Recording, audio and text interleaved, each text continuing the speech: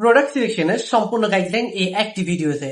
আমাদের অনেক উদ্যোক্তারা কিন্তু বিজনেস শুরু করতে পারে না, তারা কি নিয়ে বিজনেস করবে সেটা সিদ্ধান্ত নিতে পারছে না বলে। কিন্তু আমি আপনাকে বলে দিচ্ছি, অনলাইন বিজনেস ক্ষেত্রে প্রোডাক্ট যতটা না গুরুত্বপূর্ণ তার চেয়ে বেশি গুরুত্বপূর্ণ আপনার মার্কেটিং এবং আপনার প্রেজেন্টেশন, আপনার কন্টেন্ট।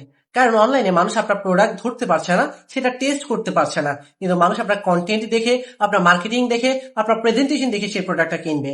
তাই সবসময় আপনার প্রোডাক্টের চেয়ে আপনার কন্টেন্ট এবং মার্কেটিংকে টপ নচ কোয়ালিটি রাখার চেষ্টা করুন। দ্বিতীয়ত, আপনার প্রোডাক্ট আপনি যদি কাস্টমারের লাভ বুঝাতে পারেন, তাহলে কাস্টমার কিন্তু জমি বিক্রি করে হলেও আপনার প্রোডাক্ট কিনবে। তৃতীয়ত, পৃথিবীতে প্রতিটা প্রোডাক্ট বিক্রি করে কেউ না কেউ কোটি টাকা ইনকাম করছে। যেমন আমি যদি আলুর কথা বলি, যে আলু আপনি বাজারে 20-30 টাকা দিয়ে কিনতেছেন, সেই আলু বিক্রি করে কিন্তু কেউ না কেউ কোটিপতি হচ্ছে। হ্যাঁ, সেই সবজি বিক্রেতা কিন্তু কোটি কামাচ্ছে না, কিন্তু যে আড়তদার বা যে মাঝখানে যে স্টেক হোল্ডার, তারা কিন্তু কোটি টাকা কামাচ্ছে। তাই মেইনলি আমি যদি বলি প্রোডাক্ট কি, প্রোডাক্ট নিয়ে খুব বেশি হাইপার উইনিং প্রোডাক্ট কি, এগুলো আসলে খুব বেশি ম্যাটার করে না। যতটা না ম্যাটার করে আপনার মার্কেটিং, আপনার কন্টেন্ট স্ট্র্যাটেজি, আপনার সবকিছু বিজনেসের স্ট্র্যাটেজি। তৃতীয়ত, আমি যদি বলি, আপনি সর্বপ্রথম আপনার একটা প্রোডাক্ট আপনার স্ট্যাটাসের সাথে প্রোডাক্টটা যায় কিনা সেটা চিন্তা করুন। ধরুন আমি এমন একটা প্রোডাক্ট নিয়ে বিজনেস করছি যেটা আমি পাবলিকলি বলতে ইতস্তত বোধ করি বা লজ্জা বোধ করি, তাহলে সেই প্রোডাক্ট নিয়ে আসলে বিজনেস করা আমার কখনোই উচিত না। বরং আমার এমন একটা প্রোডাক্ট নিয়ে বিজনেস করা উচিত যেটা নিয়ে আমি প্রাউডলি হচ্ছে আমি পাবলিকলি বলতে পারি। তৃতীয়ত হচ্ছে, আপনি হচ্ছে যে আপনার প্যাশনের জায়গাটা খুঁজে বের করুন। অনেকে আপনাকে বলবে যে যেটা প্যাশন সেটাই খুঁজে বের করে সেটা নিয়ে বিজনেস করো, কিন্তু ফুল গাইডলাইন কেউ দিবে না, যেটা আমি এই ভিডিওতে দিচ্ছি।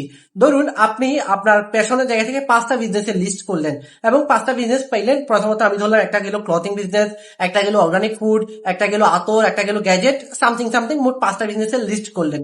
এবার কাজ কি? এবার কাজ হচ্ছে প্রতিটা বিজনেসের গুড সাইড, ব্যাড সাইড, অর্থাৎ সমস্যা কি। আপনি যদি ক্লথিং বিজনেস করতে যান, আপনার প্লাস পয়েন্ট কি? প্লাস পয়েন্ট হতে পারে যে আমি আগে ক্লথিং বিজনেস করেছি, আমার অভিজ্ঞতা আছে। আর সমস্যা কি হতে পারে? সমস্যা হতে পারে যে ক্লথিং বিজনেসে হাই কম্পিটিশন, এর একটা সমস্যা হতে পারে। এভাবে প্রতি এই 5টা বিজনেসের জন্য আপনি সমস্যাগুলো লিখবেন, আপনার প্লাস পয়েন্ট লিখবেন, অর্থাৎ good side and bad side ready করবেন।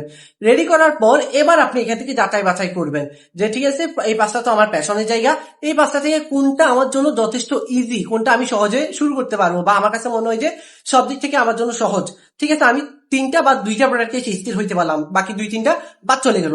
এখন এই বাকি 2 থেকে 3টার মধ্যে আমি চিন্তা করবো কোনটা সোর্স আমার কাছে আছে, কোনটা সোর্স আমার কাছে বেশি আছে। একটা সোর্সের উপর নির্ভর করে কিন্তু কখনো বিজনেস লং রানে টিকে রাখা যায় না বা উচিত না। তো আপনি কয়েকটা সোর্স রেডি করলেন, আপনার এখানে প্রফিট থাকতেছে এত, আপনার অ্যাড কস্ট যাবে এত, সবকিছু মিলে দেখলেন যে একটা প্রোডাক্ট আপনার জন্য মোস্ট পারফেক্টলি খুঁজে পাচ্ছেন। তখন আপনার উচিত হবে সেই প্রোডাক্ট নিয়ে কারা মার্কেটে কাজ করছে, তারা কিভাবে কাজ করছে, তাদের উইনিং কন্টেন্ট গুলো কিরকম, তাদের কন্টেন্ট স্ট্র্যাটেজি কিরকম, তাদের মার্কেটিং কিরকম, প্রেজেন্টেশন কিরকম, সেটা নিয়ে আলাদা একটা নোট ডাউন করা। সেটা নিয়ে যখন নোট ডাউন করবেন, পাশাপাশি কিন্তু তখন হচ্ছে আপনি নিজের অবস্থান পেতে নিজেকে যাচাই করতে পারবেন যে আমি কি এই মার্কেটে টিকতে পারবো কিনা, আমি কি এই কাজগুলো করতে পারবো কিনা, বা ওরা যেটা করতেছে আমি কি সেটা থেকে ইউনিক কিছু করতে পারবো কিনা। এই 5টা স্টেপ যখন পার হয়ে যাবেন, মোটামুটি কয়েকটা স্টেপ যখন পার হবেন, তখন কিন্তু আপনি মোটামুটি শিওর হয়ে একটা প্রোডাক্ট বেছে নিতে পারবেন।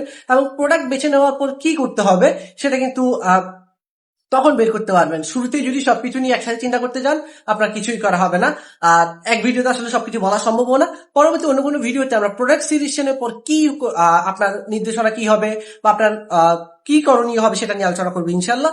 আর প্রোডাক্ট সিলেকশন নিয়ে আর কোনো কনফিউশন থাকলে আপনি কমেন্ট সেকশনে জানাতে পারেন।